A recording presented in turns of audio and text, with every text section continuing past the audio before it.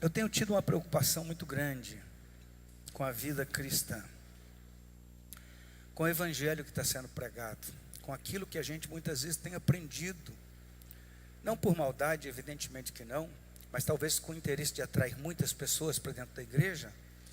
A gente acaba comprometendo alguns valores e princípios que não poderiam, de maneira nenhuma, ser negociados.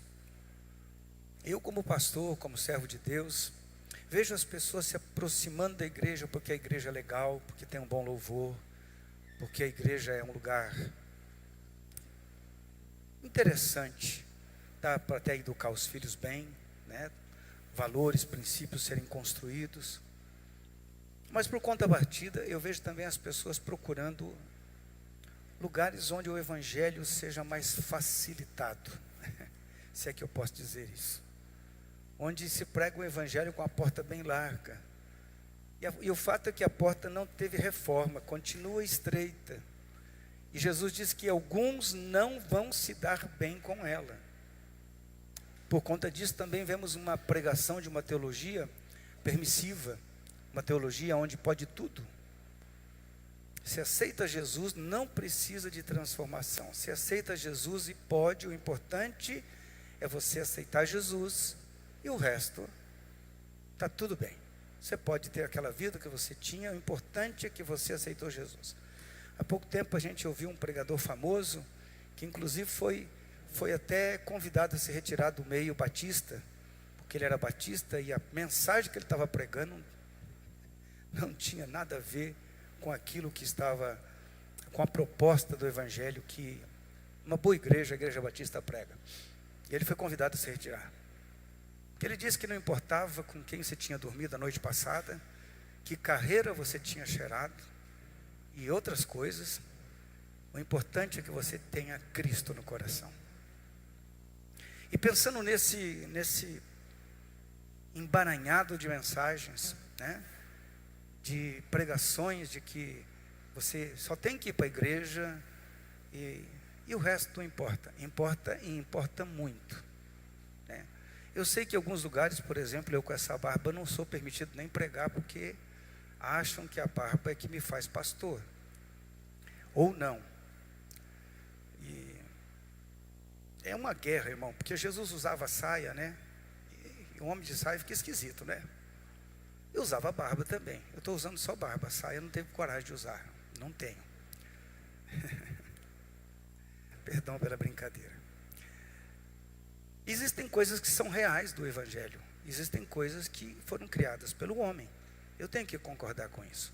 Alguns costumes, algumas maneiras, algumas tradições são da igreja, são do homem, são do sistema.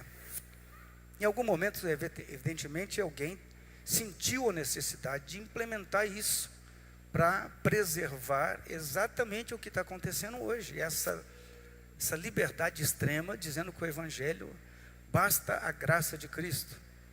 Comprei ontem um livro do Luciano Subirá que fala exatamente sobre a graça, e dei uma olhada por cima, e o Luciano Subirá de Curitiba, um grande homem de Deus, muito sério. E eu fiquei tão feliz de ele ter se proposto a escrever, um hábil escritor, sobre esse tema graça, porque é um tema muito confuso. Tem gente que usa a graça para viver uma vida, perdão o trocadilho, de desgraça. Uma graça que não absorve a graça de Cristo, mas uma graça que agrada o pecador. E honestamente, Jesus não está interessado em agradar o pecador. Jesus está interessado em salvar o pecador. Amém? Amém? Pensando em tudo isso, então eu proponho essa mensagem que eu vou pregar essa noite, sucinta, simples, básica, mas necessária. O que significa aceitar a Cristo? E eu quero começar lendo Atos 16:31. Responderam-lhe: crê no Senhor Jesus e serás salvo, tu e a tua casa. Então o apóstolo Paulo aqui está respondendo para o carcereiro, porque eles foram soltos, e ele entrou em desespero, queria tirar a própria vida. Ele falou: calma, não te faça mal nenhum. Ele diz: o que eu devo fazer para ser salvo? Crê no Senhor Jesus Cristo, será salvo tu e a tua casa. Então, pastor, está aí. Você só crê e pronto. Mas a gente tem que contextualizar esse versículo, porque um cidadão romano ou um judeu convertido implicava em muitas perseguições. Porque Jesus não era muito bem visto naquele tempo, na sua época. Jesus era tido como um revolucionário, como uma pessoa que veio para tumultuar o ambiente, para bagunçar as coisas. É quando o foco de Jesus não era aqui na terra, era no céu. E nesse momento, então, Jesus, e a mensagem de Jesus, ela é muito conflitante para aquele povo naquela época. Irmãos, não pensa que ser um cristão no tempo de Jesus era alguma coisa fácil ou moleza. Muito pelo contrário, ser cristão era sentença de morte, com toda a certeza. Os nossos irmãos primitivos estavam preparados para morrer por conta e por causa de Jesus. Era assim. Os filhos de judeus eram exonerados da herança paternal. Pensa um primogênito, como era um costume judaico muito forte, um primogênito perder os seus direitos de primogenitura. A gente sabe que aconteceu com Jacó e Esaú, né, irmãos? Quando ele negocia o guisado, ele troca uma grande herança pela fome que ele estava sentindo. Quando a pessoa aceitava Jesus, ele estava abrindo muitas vezes mão da sua primogenitura, dos direitos de bênção de primogênito. Não era muito simples ser cristão na época de Jesus, ou logo após a sua morte. A perseguição era intensa. Os cristãos eram mortos, eram levantados em paus nas ruas e ateavam fogo, e eles passavam a noite inteira queimando, encharcado de óleo, de gordura, passavam a noite inteira queimando como uma tocha que iluminasse a rua, só pelo fato de ser cristão. Que crime terrível, não é? Hoje não, o cristão é um negócio tão fácil.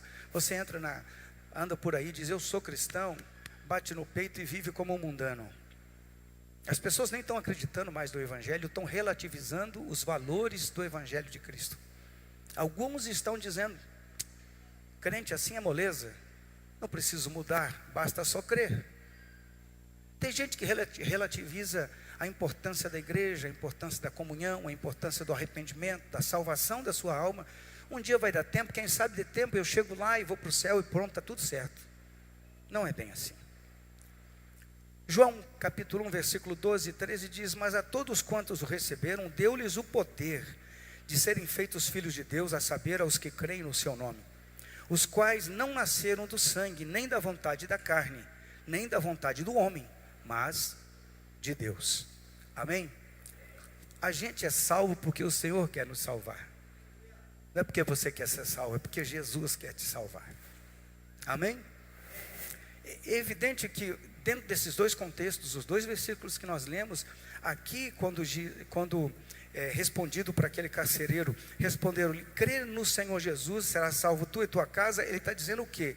Ele está dizendo que existe ali, entre aquele momento de você entregar a sua vida a Cristo, até a tua salvação, aqui você vê uma inflexão só, mas é um processo que dura uma vida toda. E todo o processo, pensa, você já viu aquele processador de alimento? O que ele faz com o alimento, irmão? Ele tritura. Existe um processador nesse tempo em que nós vamos ser triturados, quebrados, moídos, em que o nosso ego vai ser arrebentado, para que não apareça eu, mas que Cristo apareça em mim, que diminua eu e que Cristo apareça. Amém? Glória a Deus. A verdade é que na mensagem do Evangelho, no cerne da mensagem do sistema cristão, repousa uma coisa chamada cruz de Cristo. É impossível ser cristão genuíno, verdadeiro, sem antes estar junto da cruz de Cristo. Por que isso, pastor? Porque cruz significa esse processo na nossa vida. A gente vê cristão desesperado quando uma perseguiçãozinha aparece na vida dele, o cara entra em pânico.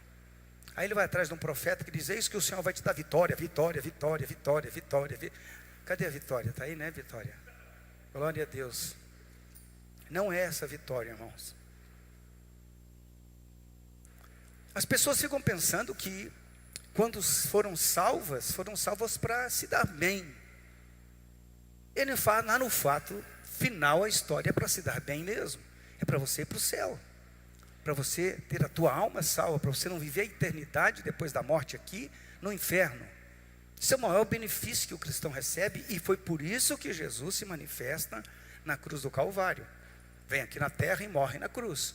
Morreu na cruz foi uma derrota? Não, foi uma vitória para mim, para você, porque o Senhor Jesus venceu a maior sentença do pecado, que é a morte.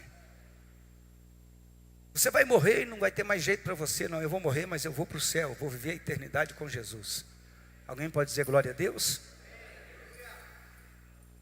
Então existe aí uma confusão hoje. A teologia da prosperidade entrou na igreja porque você tem que se dar bem, você tem que ser o cara, porque o Senhor... Irmão, não tem nada errado em prosperar e ser abençoado, não tem nada errado. Mas quando isso vira o fim da sua vida, o objetivo, onde vira o foco principal, me permita aqui que muita gente deixa de Jesus porque quer se dar bem na vida secular. No sistema cristão repousa a cruz de Cristo, e ele diz: olha, você quer me seguir? Tem alguém que quer seguir a Cristo aqui ou não? Tem mesmo? Você tem certeza ou você está mais ou menos? Se alguém quer seguir a Cristo, deve fazer o quê? Negar a si mesmo e tomar a cruz de Cristo para si. Amém? Amém? Esse é a mensagem do Evangelho. Por que tem tanto cristão decepcionado, entristecido, frustrado? Porque Jesus não deu o carrão do ano para ele. Porque Jesus não pagou as suas contas. Me perdoe, querido, Jesus não vai pagar as suas contas. Você tem que pagar as contas que você fez, não é? Nesse processo implica em ajustes constantes de comportamento, de caráter, emocional. E muita gente não entende. Pensa que Jesus chegou e está tudo resolvido. Não, é processo. Na vida tudo é processo. Com Cristo ou sem Cristo. Sem Cristo é processo. Você tem que passar por processo. Tem muita gente iludida que pensa que chega na igreja, aceita Jesus e não precisa passar por processo. Muito pelo contrário. Você pode fugir do processo o quanto você quiser, mas o processo vai te encontrar, cedo ou tarde. Amém? Glória a Deus. Então me proponho nessa noite a falar um pouquinho sobre isso, sobre essa cruz importante que eu tenho que entender, e as contradições que o Evangelho fala comigo. Porque é contraditório a vida cristã com a vida secular. É choque constante. Nós somos cidadãos dos céus que já aceitaram a Cristo, mas vivemos aqui na terra, no sistema da terra, com as crises de ideologias, filosofias, pensamentos e tudo mais. Vamos em frente? A cruz, se você quiser anotar, a cruz me coloca em uma ousada oposição ao sistema natural desse mundo. A cruz diz assim, ó, é aqui, ó, é comigo ou não. Mas Senhor, olha tudo isso, olha todas as vantagens, olha todos os guisados que estão me apresentando, são muitos guisados. Eu vou acabar negociando esse negócio. Eu vou ficar com guisado e vou deixar, entenda-se guisado como prazer, tá, irmão? Prazer da carne, da fome, da sede, de coisas que não deveríamos ter. Então esse é o primeiro choque, e esse choque é real. Não tem como ser cristão sem passar por essa situação, não tem. 1 Coríntios 1,18 diz: certamente a palavra da cruz é loucura para os que se perdem, mas para nós que somos salvos, ela é poder de Deus. Amém? Não existe evangelho de salvação sem cruz de Cristo, irmão, não existe. E a palavra é cruz. Não é uma bela vida cheia de coisa boa. O que acontece com a cruz é que a cruz começa um processo interno que começa a me transformar. Transforma o meu caráter, minhas reações, meus sentimentos, a minha vida. Quando eu me encontro com Cristo de verdade, eu começo a viver uma outra realidade. É uma realidade que não temos aqui no mundo. É uma realidade que é eterna, que vem de Deus para nós, que alcança nosso coração e transforma a nossa vida. Amém? Você pode ouvir por muito tempo uma mensagem de boa, que você vai se dar bem e tudo mais. E eu creio que você vai se dar bem mesmo. Se você estiver em Cristo, isso é plus, é uma consequência. Quanto mais você se entrega a Jesus, se rende a Ele, meu Deus, a sua vida vai ser mudada realmente. Quando um cristão genuíno, verdadeiro, ele começa a viver o Evangelho, ele descobre uma coisa, que ele está morto em Cristo, mas está vivo na carne. Ei, pastor, o que é isso? Isso é a crise, irmão. Paulo diz que a gente tem uma luta constante dentro da gente. Todo comodismo, toda lentidão, toda frouxidão espiritual, todo prazer carnal se opõe totalmente contra a cruz de Cristo. E você percebe que a gente não quer ter pressão, as pessoas não gostam de ninguém cobrando ninguém. É ou não é verdade? A gente não quer viver com responsabilidades. A gente não quer viver com compromissos. Outro dia a gente comentou aqui, né? Alguém estava falando, pastor, mas eu vou para uma igreja que isso não é pregado, eu fico mais à vontade, eu fico mais relax. Porque se eu estou num lugar onde não se prega essas coisas, eu não me sinto incomodado. Eu já escutei pastores dizendo, olha, a gente não pode pregar assim uma mensagem muito agressiva, porque o povo vai embora. Você tem que pregar uma mensagem que agrade os ouvidos. A que custo? Aí o irmão morre, você vai fazer o culto fúnebre dele e sabe que ele não foi para o céu, ele foi para o inferno. Complicado isso, né, irmão? Porque a pessoa está vivendo uma coisa suave, você se torna agradável para o povo, você faz uma mensagem que todo mundo gosta de ouvir, mas que não transforma a sua vida, que não te leva a uma mudança profunda de vida. Então você começa a pregar uma mensagem que agrega pessoas na carne, mas não no espírito. Eu vou falar para você, não é fácil não. O cara, enquanto ele não se converte, ele fica achando essa mensagem loucura mesmo. A questão aqui é, eu sou convertido de verdade ou eu sou alguma coisa menos convertido? Porque a cruz de Cristo me faz aceitar a mensagem de Cristo. Porque quando eu recebo ao Senhor aquela mensagem, não é mais loucura para mim, ela é revelação de Deus, ela é a graça de Deus, ela é transformadora, ela é poderosa, ela me muda de dentro para fora. E pode acontecer que dentro da sua casa, você é convertido, ou você é convertida, e o seu cônjuge não conheceu a Cristo ainda, e vai dizer, que é isso? Isso é loucura. Ele vai dizer, eu nunca vi esse tipo de mensagem. Já fomos em tantas igrejas e não é desse jeito que é pregado. Leia a Bíblia com o coração aberto. Você vai ver o quanto que Jesus vai falar contigo. Amém? Amém, igreja?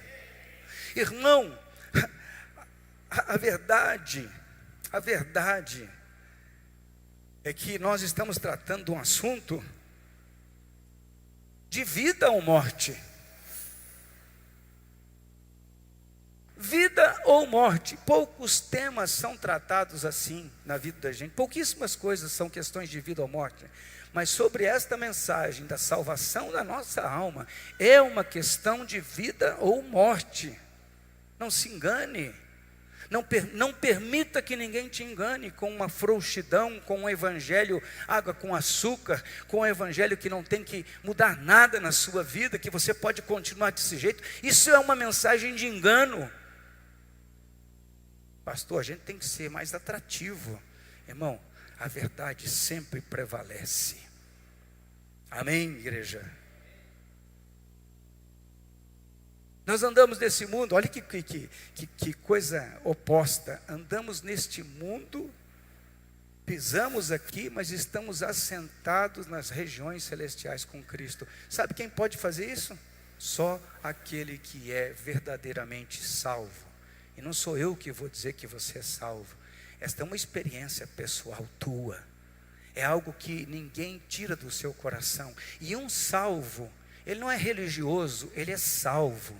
E um salvo vive como salvo, fala como salvo, pensa como salvo, anda como salvo, está preocupado na salvação, não só na sua, mas na salvação de outras pessoas, porque tudo o que se resume aqui, Jesus não veio para me abençoar e me dar carrão, eu estou falando essa expressão porque isso é o foco da maioria das pessoas. Eu quero ser valorizado, eu quero status, eu quero isso, eu quero aquilo. Não, Jesus não veio para fazer nada disso para nós. Ele veio salvar a minha alma e me tornar um pregador do Evangelho. Eu estou falando pregador do Evangelho, não é esse lugar que eu estou usando aqui não. É lá no teu trabalho, é lá na tua casa, lá na tua faculdade, na tua escola, onde você foi colocado por Deus. Eu não posso chegar lá, você foi colocado lá. Pregar o Evangelho para uma pessoa salva é a coisa mais espontânea e natural. Há quanto tempo você não prega o Evangelho para ninguém? Alguma coisa está em risco na tua salvação. Eu não tenho essa paixão, pastor, não tenho esse fogo. Eu tenho vergonha aqui, vergonha, irmão. Ninguém tem vergonha daquilo que está queimando no coração.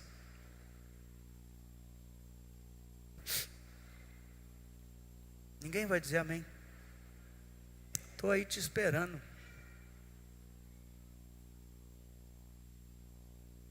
Lucas 9, 24 e 25. Se você, irmão, quer ser vitorioso, você não deve seguir os padrões do mundo. Parece uma coisa impressionante.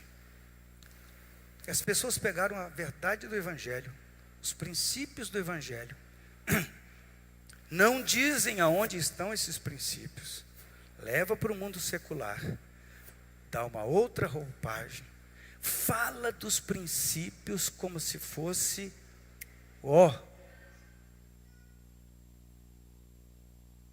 os que não conhecem o Evangelho escutam essa mensagem e falam: nossa, cara, esse cara é bom demais.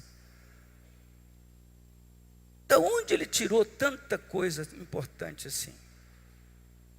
Aí ele vai, se torna um cara muito... Você sabe por quê? O mundo, o que não é crente, ele está sedento por uma mensagem de transformação de vida.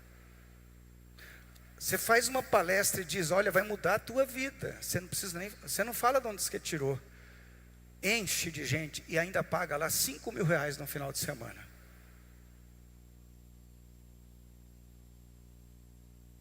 E de repente você vê que tudo isso está dentro da Bíblia. É palavra de Deus. Se nós entendêssemos que o princípio está aqui na palavra de Deus, e que tudo o que nós precisamos está aqui numa fé viva, verdadeira, genuína, nós vamos ser mais que vencedores, vamos ser vitoriosos, vamos ser abençoados.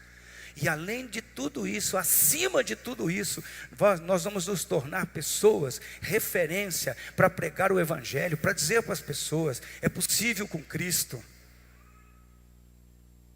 Lucas 9, 24 e 25, pois quem quiser salvar a sua vida, perdê-la. Como tem gente com vergonha de dizer que é crente, já percebeu isso?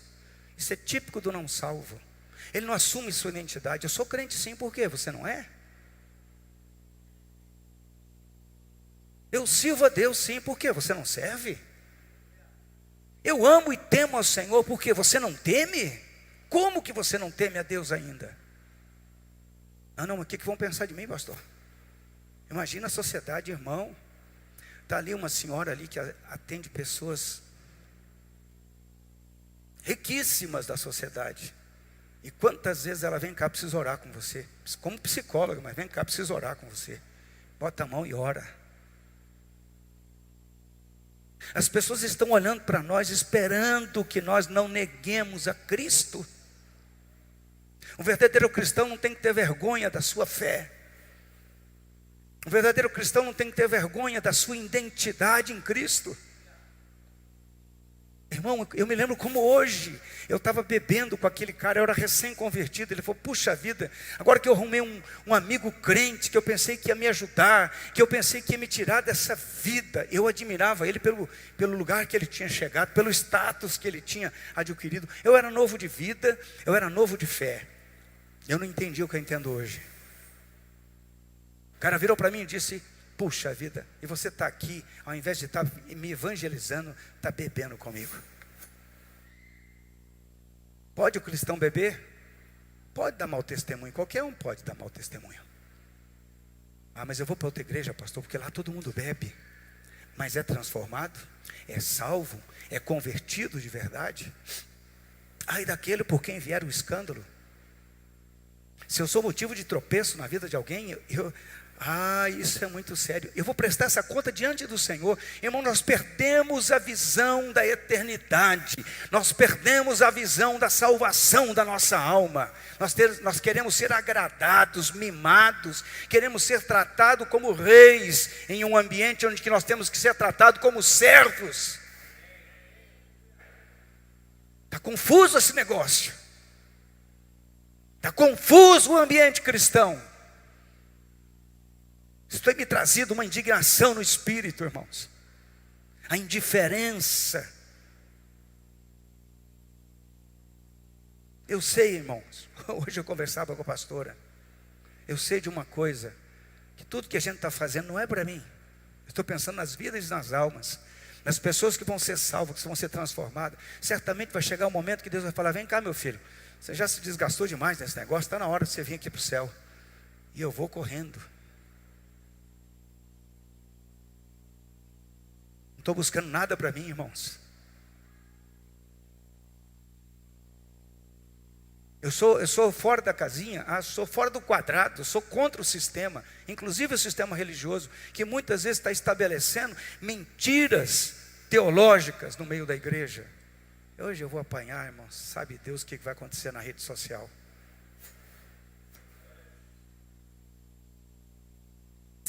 Pastor, tem concorrente, irmão, tem concorrente. Cuidado com o cara que vai alisar você, vai falar bonitinho para você, vai dizer que você é o cara. Ele devia falar assim, cara, você é um pecador que precisa ser arrependido, que precisa se arrepender, que precisa consertar a tua vida. Larga a mão de adultério, larga a mão de fornicação, larga a mão de sem vergonhice, larga a mão de mau caratismo, acerta a tua vida para você poder ir para o céu, porque se você morrer desse jeito, você vai para o inferno. Não, pastor, mas eu perco a ovelha. Para quem que você vai perder? Para você ou para o diabo? Eu quero arrancar as ovelhas que estão perdidas da mão de Satanás.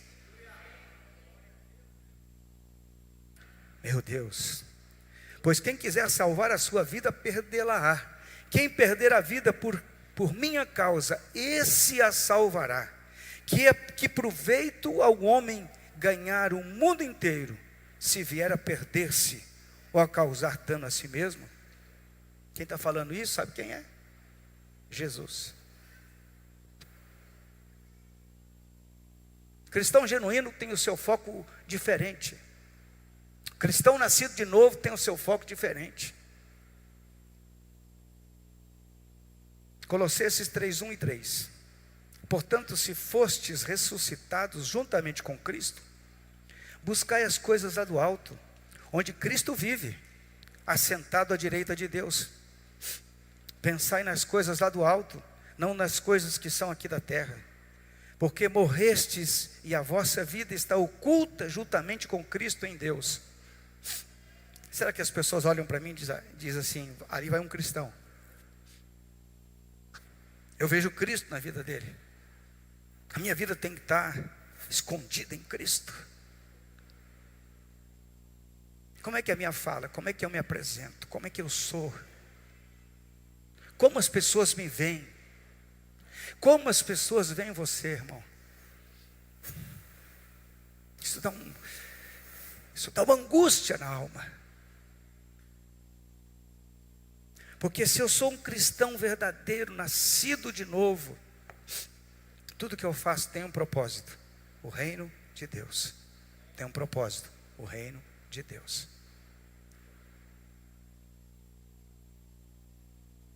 A minha dedicação, o meu empenho, o meu trabalho, a minha contribuição, a minha oração, o meu evangelismo, tudo tem um foco, o reino de Deus. Outro dia eu disse aqui, Deus vai prosperar algumas pessoas para investir no reino. Tem muita gente indo para o inferno, irmão. Muita gente morrendo sem Jesus. E o que nós estamos fazendo? O que significa aceitar a Cristo? Segundo ponto. Meu tempo está bem esgotado. Aceitar a Cristo, como eu disse aqui, é uma questão de vida ou morte. Porque se você não recebe a Cristo, ou se alguém da tua família não recebe a Cristo, ou uma pessoa que você ama muito não recebe a Cristo, ou o teu vizinho, o teu colega, não recebe a Cristo, e ele morre, ele não vai estar com Deus, ele não vai estar com Jesus. E não sou eu que estou julgando ninguém, a Bíblia me assegura que essa pessoa estará no inferno, vivendo a eternidade com o diabo, com Satanás. Tem gente que diz que esta é uma invenção cristã, o inferno. E não é o tema de hoje, mas dá para citar inúmeras passagens bíblicas onde relata o inferno. Jesus fala do inferno. E se fosse mentira, então tudo que Jesus fez é mentira. Todo o evangelho é mentira. Tudo aquilo que você já experimentou em Deus, a paz da sua alma, o perdão dos seus pecados, a presença de Deus, tudo isso é mentira. Então eu preciso pensar um pouco. Amém? Essa é uma questão de vida ou morte. Como está a minha alma? Como está o meu relacionamento com Deus? Muitas pessoas, irmãos, na pandemia aproveitaram para revelar o que estava no coração. Nós nunca pregamos desrespeito às leis, nunca pregamos inconsequência, mas estimulamos as pessoas a continuarem vivas na presença de Deus, servindo ao Senhor, não deixando os planos e os propósitos de Deus, não deixando de buscar a santidade, não dando lugar para a carne, mas cuidando da sua salvação. Amém? Mas muita gente aproveitou e falou: não é bem assim. Temos gente em casa hoje assistindo. Eu vou encorajar você, venha para a igreja, fica aí não. Existe uma preocupação hoje no mundo, por conta da pandemia, a quantidade de pessoas que deixaram a comunhão. Comunhão é importante, necessária, fundamental para o crescimento da sua vida espiritual, para a manutenção da tua vida espiritual. Pastor, mas a pandemia podia me pegar. Morreu gente que estava em casa, um monte. Que não saía para a rua, um monte. Nós temos um crente que faz 2 anos que saiu da igreja, não voltou mais. Diz que é da igreja, mas não entra na igreja. Diz que é da igreja, mas não tem comunhão com os irmãos. Diz que é da igreja, mas tem uma vida que você percebe estampada no rosto. Tem uma coisa, irmão, que acontece na vida do cristão. Quando ele está comprometido com Cristo, isso fica estampado aqui na cara. Quando ele está se desviando de Cristo, também fica estampado aqui na cara. As expressões, a fala, o comportamento, as atitudes, as prioridades mudam completamente. Questão de vida espiritual, vida ou morte. Você não tem que estar preocupado com o outro que está desviado, tem que estar preocupado com você em não se desviar. Porque um cristão nascido de novo, ele tem temor de Deus, ele quer andar na presença do Senhor. Não é ninguém que precisa monitorar ele. Essas irmãs que têm um monte de ciúme, que fica lá monitorando o marido e tal. Irmã, esquece isso. Se Jesus não monitorar ele, pastor, mas ele não é crente, o que você pode fazer? Ninguém tem controle do coração de ninguém. Jesus disse que se você olhar para a mulher, só pensar, você já adulterou. Jesus está indo mais fundo do que qualquer outra coisa. Muito bem. Uma pessoa salva tem claro, nítido, revelado e forte isso, que ele nasceu para se tornar um salvador de vidas. Isso é normal, faz parte da história dele. E vou eu de novo aqui num assunto delicado, que vai denunciar muita coisa. Se isso parou de acontecer na tua vida, você corre o sério risco de estar indo para o inferno sem perceber, achando que está tudo numa boa. São detalhes, a vida cristã é constituída de detalhes. Minha fidelidade a Deus, minha fidelidade nas finanças, minha fidelidade na oração, no temor ao Senhor, na palavra, a minha presença nos cultos, tudo isso aí faz parte de um contexto de maturidade, de compromisso espiritual com Cristo. Eu saí da igreja, ninguém foi atrás de mim. Tem essa conversa? Por que você saiu da igreja? Esse entendimento tem que estar claro na minha cabeça. Eu saí da igreja porque eu me desviei, porque eu saí da presença de Deus, porque eu fiz escolhas, eu tomei decisões, muitas delas muito ruins, que me afastaram cada vez mais de Deus. Qual é a prioridade do teu coração? Aonde está teu coração hoje? Cuidado.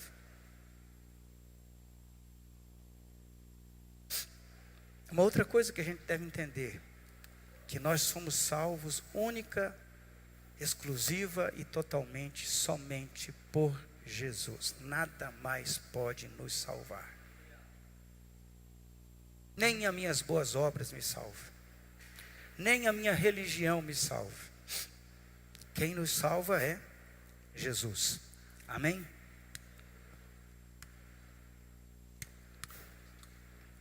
Abra sua Bíblia, Atos 3, 19 e 20. Eu já fui, já voltei, já preguei a mensagem. O assunto é muito amplo.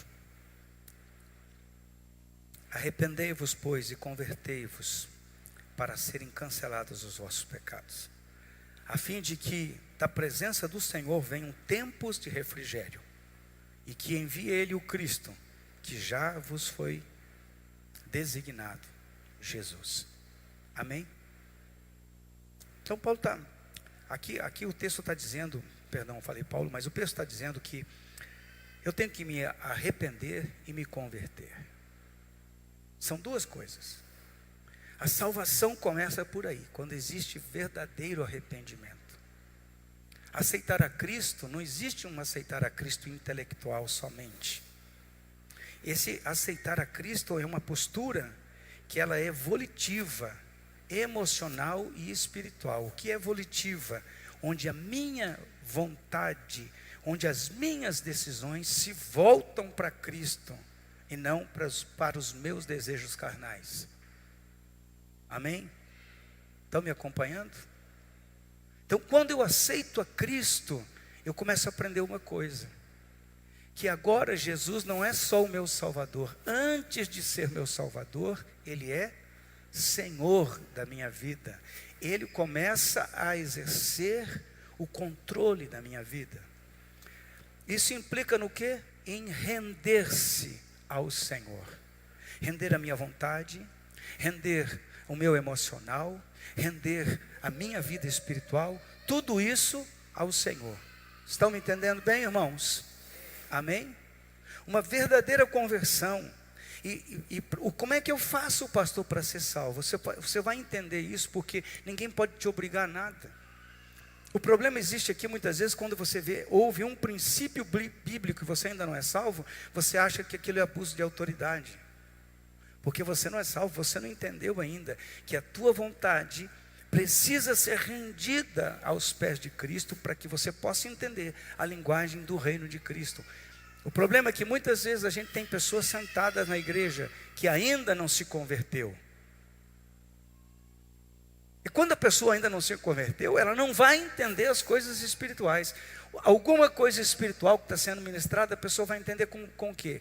Com o lado carnal. Mas tem cristão ainda que ainda não entregou toda a sua vontade, o seu querer, a sua vida aos pés de Cristo. Não é Cristo Senhor na sua vida. Pseudo, quem sabe, Salvador, mas Senhor não.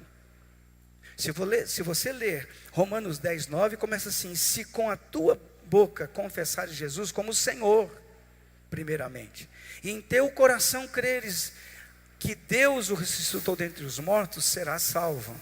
Então, é Senhor e Salvador, Senhor e Salvador. O processo de salvação da minha alma começa quando eu entendo o senhorio de Cristo sobre minha vida. Não é, escuta aqui, não é o dogma da igreja, não são as regras e normas internas de comportamento da igreja, não é nada disso. O que acontece é temor a Deus. E é infelizmente o que está acontecendo na igreja. As pessoas estão sendo tomadas de uma incredulidade, de um cinismo, em que pegam o senhorio de Cristo e jogam do lado, e querem viver uma vida, Ele no comando. Quero dizer uma coisa para você, irmão: se você estiver no comando, Jesus não está no comando. Se Jesus não estiver no comando, tua vida está indo para o inferno. Hoje vão me bater. Eu preciso compreender o que é salvação. Não é essa água com açúcar que estão pregando por aí. Eu aqui não ouso apontar ninguém, mas você deve fazer um comparativo. Você deve ter lucidez e entender: Jesus é Senhor na tua vida ou Ele está em segundo plano? É Ele que comanda ou é você que comanda? É o teu plano ou é o plano dEle? É a tua vontade ou a vontade do Senhor? Essas perguntas têm que ser respondidas. Cedo ou tarde deverão necessariamente ser respondidas. Eu tenho que compreender isso. Quem é que é o Senhor? Quando você recebe a Cristo, você é afetado intelectual, emocional, espiritual, e inclusive as tuas vontades. Tudo de Cristo afeta todas as áreas da sua vida. Tudo.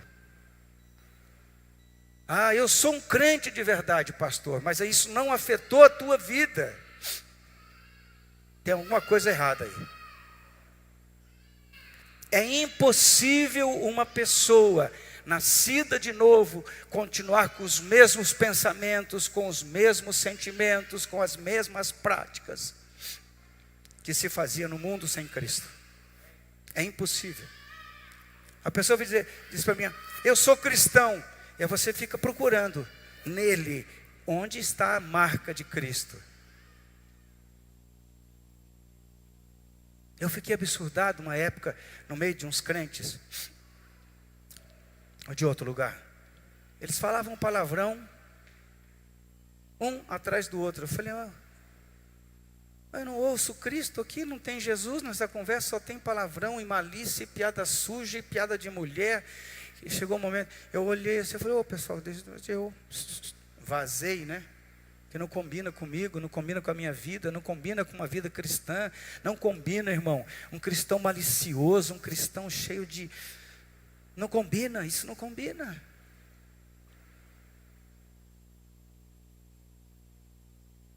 O cara parece mais deixa para lá, do que um cristão.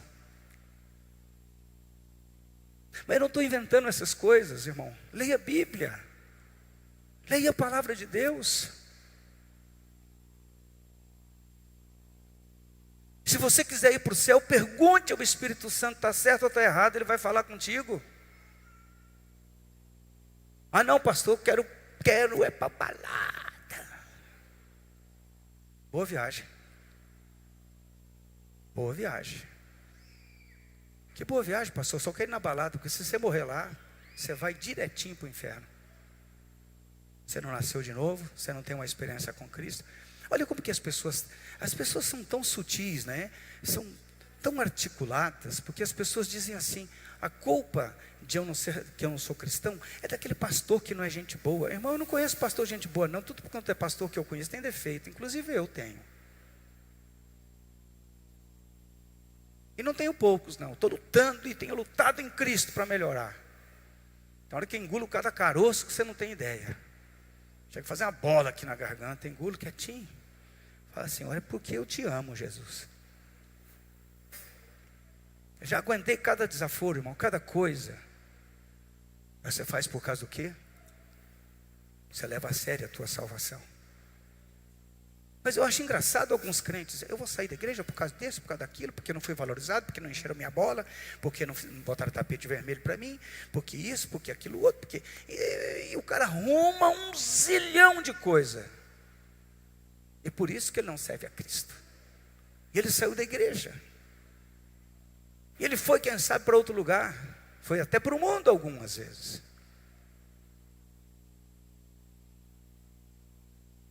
Pode perceber, a pessoa que não se adequa em um lugar onde ele precisa ser tratado, ele já tem incompatibilidade com o cristianismo.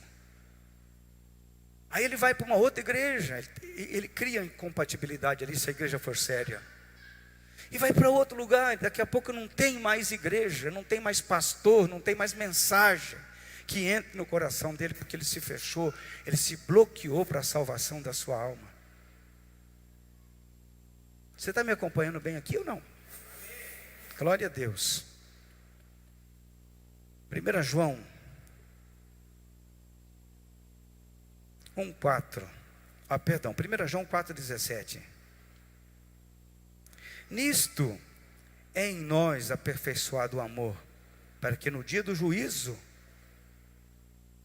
mantenhamos confiança, pois segundo ele é também nós somos neste mundo. Segundo ele é, também nós somos neste mundo. Quer dizer que o cristão verdadeiro, ele é um representante de Jesus. Assim deveria ser a nossa mentalidade. Eu represento bem o meu Senhor e Salvador aqui neste mundo? É quando você começa a pensar como um cristão, você começa a entender que tem certas coisas que são de extrema seriedade na nossa vida. A atitude que eu estou tomando, como eu estou me comportando, como está indo o meu olhar, como está indo a minha fala, como está indo o meu pensamento, como está indo... Eu preciso analisar. Eu realmente sou um cristão ou eu sou um religioso? Escute o que eu estou dizendo para você com muito amor. É muito fácil nós nos tornarmos religiosos dentro da religião onde a gente se converteu. Dentro da igreja que a gente se converteu, dentro do povo que a gente se converteu. Começamos bem, mas vai passando o tempo, a gente vai esfriando, que para de orar, para de buscar, para de ler, e vai se acomodando a um sistema. E de repente a mensagem do evangelho que você está ouvindo ali começa a ser incompatível com a tua realidade de vida. E você não está conseguindo entender mais nada, porque você já está longe de Jesus faz horas. A gente precisa acordar. Por isso que você encontra na palavra, desperta tu que dormes, porque tem gente dormindo.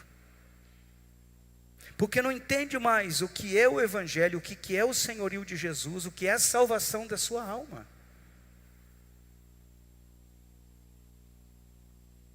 Outro dia eu citei aqui, vou citar de novo, Augusto Nicodemos, que eu não sou muito partidário da teologia dele, mas essa frase eu gostei. Ele disse, se é uma coisa que a gente tem que pedir todo dia para o Senhor, é misericórdia, Senhor. Não me deixe desviar, não me deixe me afastar, não me deixe ser envolvido pelo mundo, porque o mundo te envolve em 2 minutos. Irmão, tudo que tem no mundo é coisa boa. Pecado é coisa boa, irmão. Pecado agrada a carne, mas a carne luta com o espírito. Tem um monte de coisa que agrada a carne. O diabo é especialista em agradar a carne, porque a carne te leva para o inferno. Agradar a Deus implica em desagradar o mundo. Ser amigo de Deus é se tornar inimigo do mundo. A Bíblia diz, aquele que se torna amigo do mundo, constitui-se, ou seja, se coloca na posição de inimigo de Deus. Isso está em Tiago, eu não me lembro agora a referência, se eu não me engano, Tiago 4:8 é outra coisa, mas está em Tiago. Aquele que, é tão sério isso, aquele que se torna amigo do mundo, constitui, se elege, se posiciona como inimigo de Deus. Você tem sido amigo de Deus ou amigo do mundo? Quem é que comanda a sua vida, meu amado irmão?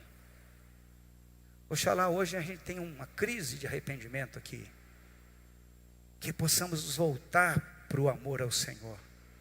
Há quanto tempo mais você não glorifica a Deus, você não ora em línguas, não lê a palavra, não busca o Senhor?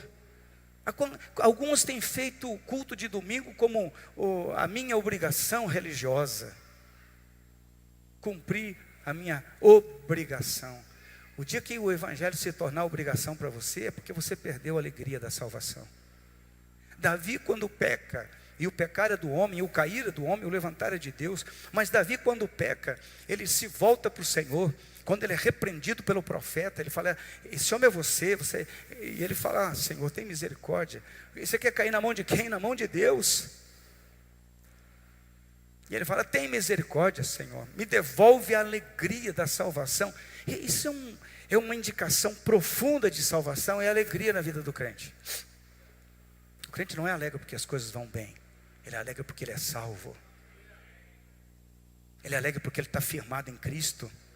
Ele é alegre porque ele tem certeza interna de que ninguém vai tirar aquilo que está ali. Alguém pode dizer glória a Deus? A pergunta que não pode ficar calada é a seguinte: hoje, se você morrer, você vai para o céu ou vai para o inferno? Vamos ficar de pé? Glória a Deus.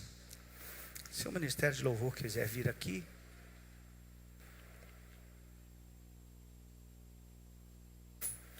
Irmão, o mais importante na nossa vida é a salvação da nossa alma.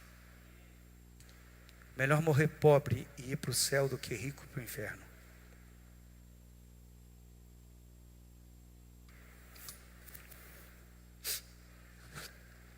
Algumas pessoas têm um coração tão fácil de ser envolvido com as coisas do mundo, que fica perguntando para Deus: por que eu não vou, por que eu não prospero, porque a coisa não anda. Não anda porque se você tem um pouquinho, você já trai o Senhor, trai a sua salvação, se afasta de Deus. Imagina com um pouquinho, se Deus lhe acrescentar muito, como é que vai ser isso? Nós temos que ter maturidade na nossa vida cristã. Nós precisamos andar por fé,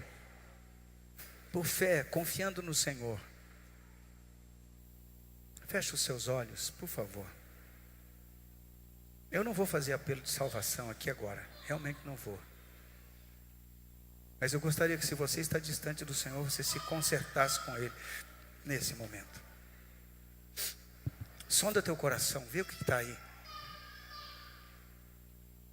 Vê qual é a prioridade de Jesus na sua vida. Onde que Jesus está? De 1 a 10, aonde que Ele está? Onde que Jesus está na sua vida? Você está tendo um namorinho com Jesus? Pai, nós estamos na Tua presença e o Senhor tem o poder de sondar os nossos corações. Não podemos esconder nada do Senhor. Não podemos, Deus, sequer dizer que somos algo que não somos. O Senhor conhece nosso coração, a nossa vida, conhece o nosso andar, o nosso falar, o nosso caminhar, que está agora em nosso coração. Sonda-me, Senhor, e vê se há em mim algum caminho mau. Guia-me, Senhor, pelo caminho da vida eterna. Ensina-nos a andar, Deus, em temor e tremor na Tua presença, a reconhecer o Teu senhorio em nossas vidas. Pai, é urgente que nós voltemos ao caminho. É tão interessante, Pai, que muitas vezes os irmãos primitivos, da igreja primitiva, referiam-se a Jesus como caminho. E eles comentavam: esse está fora do caminho. Recebemos mais um no caminho. Oh Espírito Santo, ajuda-nos a andar na Tua presença, a sermos cada dia mais parecidos com Jesus. Por favor, Senhor, não permita que nenhum dos meus irmãos se perca por conta de pecados, de erros, de enganos. Não permita, Senhor. tudo que estamos fazendo, que temos feito, tem um só objetivo: a salvação de almas. Ajuda a igreja a se voltar ao Senhor. As pessoas que se desviaram, para que elas voltem para o aprisco. As pessoas que por algum motivo, por algum engano, por alguma sedução do maligno se afastaram, que voltem, Senhor. Santo Espírito, se o Senhor não nos persuadir, com certeza nenhuma palavra fará isso. Trabalha em nosso ser, trabalha em nosso coração, trabalha na nossa vida, Senhor. Ensina-nos a não esperar nenhum tipo de mimo, de agrado,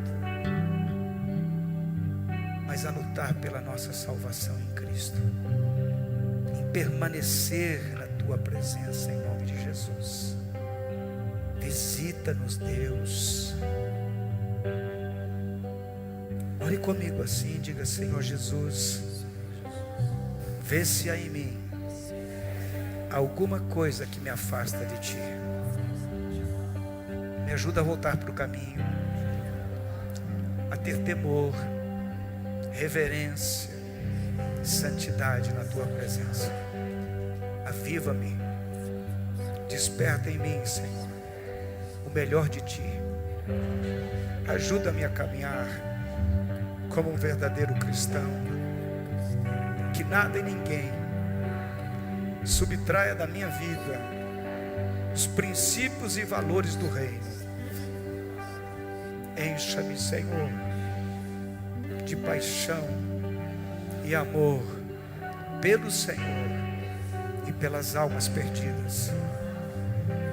Usa-me como um instrumento em Tuas mãos.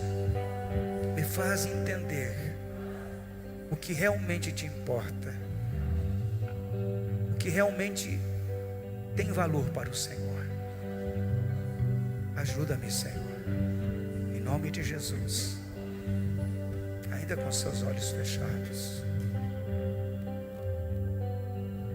Glória a Deus, glória a Deus.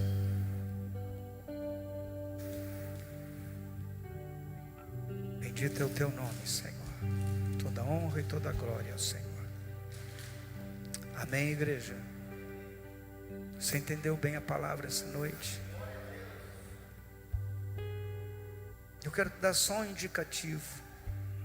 Quando lhe faltar arrependimento, tome cuidado. Quando você estiver indiferente com as coisas de Deus, tome cuidado. Quando vir a igreja e não fizer diferença nenhuma para você, tome cuidado. Uma coisa está acontecendo de errado. Quando ficar assistindo televisão e a vir cultuar a Deus é a mesma coisa para você, tem alguma coisa errada aí. Nós passamos por esse período em casa com a pandemia, por uma imposição da circunstância, mas essa não deve ser a regra adotada daqui para frente. Eu tenho que voltar a cultuar, eu tenho que voltar a congregar, eu tenho que voltar a uma vida fervorosa na presença de Deus. Amém? Amém? Se você começar a esfriar, opa, peraí, o que está acontecendo? Ninguém se desvia de repente. A pessoa vai se afastando, vai se afastando, vai se afastando. Quando percebe, já não tem forças para voltar para o Senhor. E que força é essa que me faz voltar ao Senhor? Não é alguém estendendo a mão para você, dizendo vamos voltar, ainda que isso possa ser importante. É quando você começa a encontrar um verdadeiro arrependimento. É sintomático quando você se arrepende, começa a causar uma luta interna, uma guerra. Você está lá longe de Jesus e começa a se arrepender, começa a vir uma consciência de necessidade de voltar à presença de Deus, mas o teu corpo, a tua carne está tão acostumado com o pecado, que é uma guerra. Ninguém pode vencer essa guerra por você. Quem vence, claro, o Senhor vai te ajudar, mas você tem que tomar posicionamento. Você se volta ao Senhor, se volta ao Senhor. E aquelas cadeias vão se rompendo, vão se rompendo, vão se rompendo. E o Espírito Santo vai te fortalecendo e você se levanta outra vez. É fácil? Não. Por isso você não pode descuidar da tua vida espiritual. Porque quando você descuida da tua vida espiritual, como eu disse, gradativamente você se afasta. Para retornar, irmão. Alguém disse que na descida é muito mais fácil do que a subida, não é? Para retornar é uma guerra. Família, o mundo. Talvez muitas vezes tem gente que sai da igreja falando mal da igreja, e depois tem que olhar para a família e falar. Tem gente que sai da igreja falando mal da igreja, de tudo, e tem que voltar para a igreja, onde está todo mundo ali olhando para a tua cara e dizendo, mas pelo menos é assim que as pessoas pensam. Não que a gente vai dizer isso, porque não vai dizer mesmo. Errou, e daí? Está voltando, glória a Deus. Glória a Deus.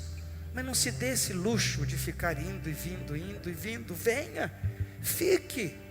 Deixa Deus cuidar da sua vida, da salvação da tua alma, libertar você, renovar você, transformar você. Quero lhe garantir uma coisa: é mais fácil essa transformação acontecer na igreja do que fora dela.